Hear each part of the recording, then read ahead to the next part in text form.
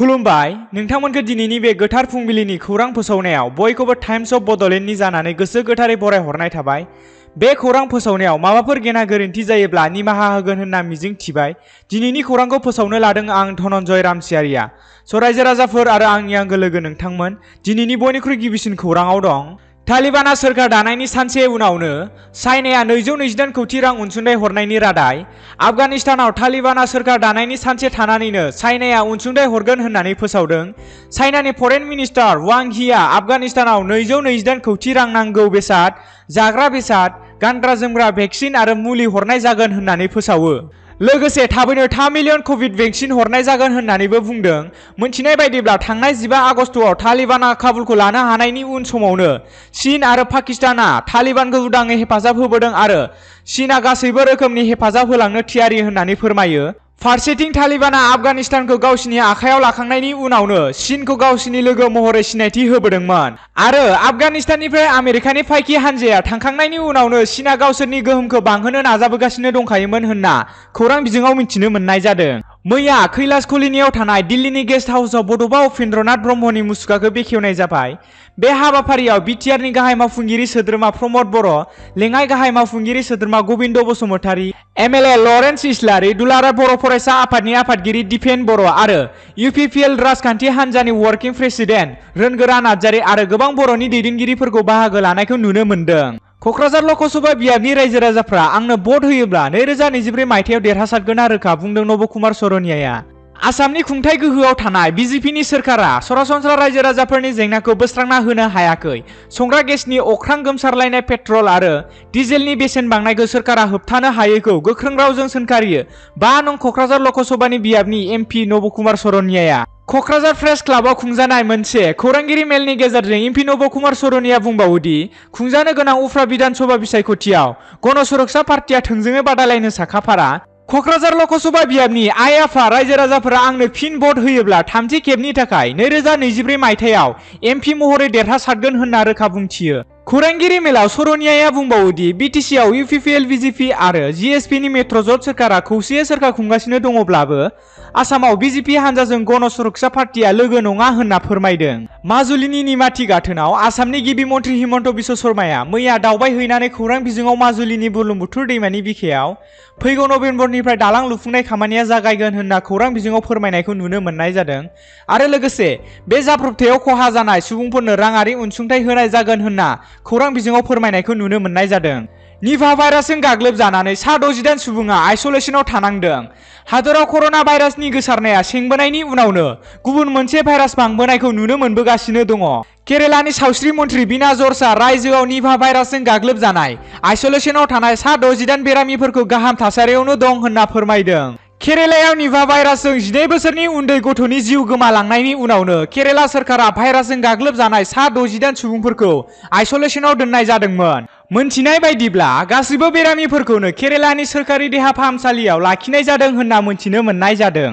बेराफारसेथिं सावस्रि बिफाननि मन्थ्रिया फोरमायनाय बायदिब्ला सा 68 बेरामिफोरनि गेजेराव सा 30 बेरामिफोरा नेगेटिभ होननानै फोरमायना होदों। 12 बोसोर उन्दै गथ'आ रुंसारि जानायनि उनावनो केरेला सोरखारा सांग्रांथि जादों। केरेला सोरखारनि अनगायैबो मिरु सोरखाराबो बै आयदानि सायाव केरेलायाव थांनानै जाथायनि सायाव नायबिजिरहैनाय जादों होनना मोनथिनो मोननाय जादों। हिमन्त बिश्व शर्माया जनजातिनि जेंनाखौ फोजोबस्रांनो थाखाय केबिनेट दानो फोसावदों। जनजाति जेंनाखौ फोजोबस्रांनो थाखाय 3 सोद्रोमानि मोनसे केबिनेट कमिटि दागोन होननानै आसामनि सीएम हिमन्त बिश्व शर्मा बिथाङा फोसावनानै होयो। कयनाधराव जानाय coordination committee of tribal organization of Assam सुंद'यै CCTOA नि दैदेनगिरिफोरनि गेजेराव सावरायलायनायाव बाहागो लानानै बे बाथ्राफोरखौ फोसावनानै होयो। CCTI नि दैदेनगिरिफोरा ट्राइबेल बेलटनि संरैखा, हानि मोनथाय बायदि गोबां दाबिफोरनि सायाव गिबि मन्थ्रिनो गांसे गोसोखां बिलाइ गथायनाय जायो आरो बेखौ लानानैनो बेखौ सुस्रांनायनि थाखाय 3 सोद्रोमानि केबिनेट कमिटिखौ दानाय जादों होनना बुंदों। बे हाबाफारियाव आसाम सोरखारनिफ्राय बाहागो लादों रनज पेगु, अशक सिंघाल, बिटिसिनि गाहाय मावफुंगिरि सोद्रोमा प्रमद बर' बिथांमोना। माजुलियाव नाव जाब्रबथायनि थाखाय IWTD नि 3 मावख'गिरिफोरखौ बिबाननिफ्राय एरख'बाय। थांनाय 8 सेप्तेम्बर बुधबार बारायखालि माजुलियाव नाव जाब्रबथाय जानाय जाथाया हादोरनाङैनो बयखौबो समखिखांहोदों। जायनि जाहोनाव हादोरनि गाहाय मन्थ्रि बिथाङाबो बे जाथायनि सायाव गोख्रों नायबिजिरनो बिथोन हरनायखौ नुनो मोनदों। आसामनि गिबि मन्त्रि डक्टर हिमन्त बिश्व शर्माया मैया फुंनि समावनो माजुलिनि निभाथि घाटआव जानाय नाव जाब्रबथायखौ खौरां लानानै नायगिदिंहैयो। बे जाथायनि थाखाय इंलेन्डनि वाटार ट्रान्सफार बिफाननि 3 मावख'गिरिफोरखौ साख्रिनिफ्राय एरख'नाय जायो। मख'नो गोनांदि माजुलिनि निभाथि घाटआव जानाय जाथायनि थाखाय इंलेन्ड वाटार ट्रान्सफार बिफाननि एरख'जानाय 3 मावख'गिरिफोरा फारियै executive engineer Bikram Aditya Chaudhuri, assistant executive engineer Mukul Gogoi आरो जुनियर इन्जिनियार राथुल तामुलीमोन। बेराफारसेथिं एनडीआरएफ आरो एसडीआरएफ बिफाना बोखांनाय हाबाफारिखौ मावफुंगासिनो दङमोन होनना मिथिनो मोननाय जादों। मैदेरनि उदखाराव बिगानै हानि माइ आबाद खहा। आसामजों लोगोसे बिटिसिनि हाग्रा ओनसोलनि सिमाफोराव हाग्रानि मैदेरा फैनानै सुबुं माहारिनि गोबां खहा खालामनानै गालांनाय जाथाया गले गले जाफ्लेबाय थानाय नुनो मोन्दों। चिरां जिल्ला बिजनी महकुमानि सिङाव थानाय आनन्द बाजारनि सिङाव सौभाग मण्डल आरो सुकुमार दासनि बिगानै हानि माइखौ जानायजों लोगोसे खहा खालामलाङो।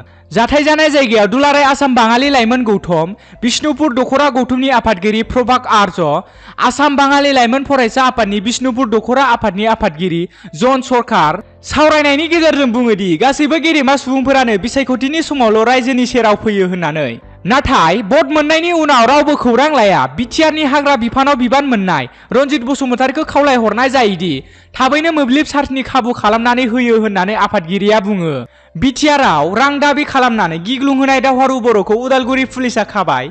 गोबाव समनिफ्राय बिटिआरआव रां दाबि खालामनानै गिग्लुंहोबोनाय बायदि दुंहाव थासारि खालामबोनाय दायनिगिरिखौ पुलिसआ खाबाय। थांनाय 8 आगस्ट खालारखालि कार्बि आलं पुलिसनि हेफाजाबाव कार्बि आलंआव खानाय जायो। दावहारु बर'नि सिमान लाइनि गेजेरजों दावहारु बर'खौ लाना हाथियार संदानो उदालगुरि जिल्लानि खृष्टान फारायाव नुजाथियो पुलिसआ।